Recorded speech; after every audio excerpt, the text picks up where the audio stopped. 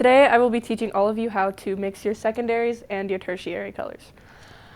First we're going to start with what are your primary colors. Those are the first colors on the color wheel. Those consist of red, yellow, and blue, which I'll add to this real quick. Primary colors are colors that cannot be mixed with, you can't make them technically, so you have to have them at hand. And most colors other than that you will not have at hand in all cases. Those are your primaries.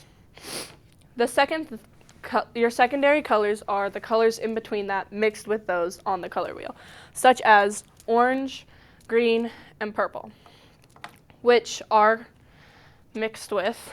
Orange is made out of red and yellow. Sorry, just gotta mix that real quick. And it goes right in between said colors on the color wheel. And then green is made of yellow and blue.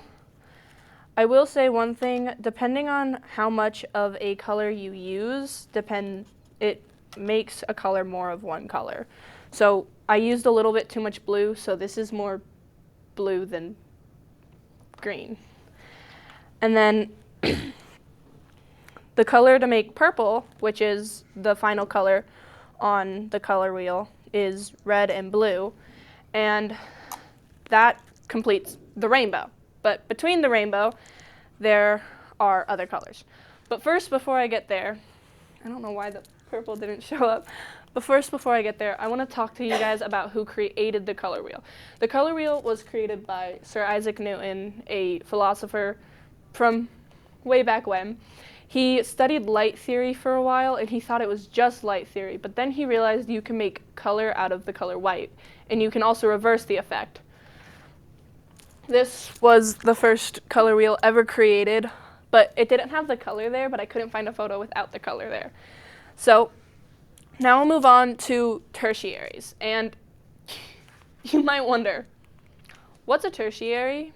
Tertiaries are the colors in between your primaries and your secondaries on the color wheel, consisting of red-orange, yellow-orange, yellow-green, blue-green, purple-blue, which is also just indigo, and red-purple, which is magenta. So let me mix those really quickly. Obviously, it's really easy to know what colors make said colors because it obviously straight explains it there. So give me a minute to just mix all of these because it's going to take me an hour. Not literally, but. So like I said earlier, it really depends on how much of a color you use that makes specific colors. I will say one thing is the primary will always overpower your secondary colors, so you want to make sure you're using a little bit more of that, but also darker colors will always take over your other colors, such as your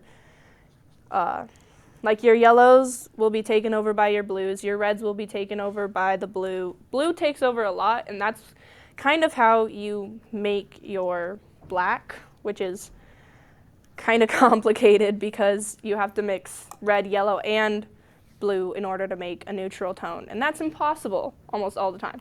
So today I taught you how to make your very own color wheel, and that is if you only have your primary colors on hand.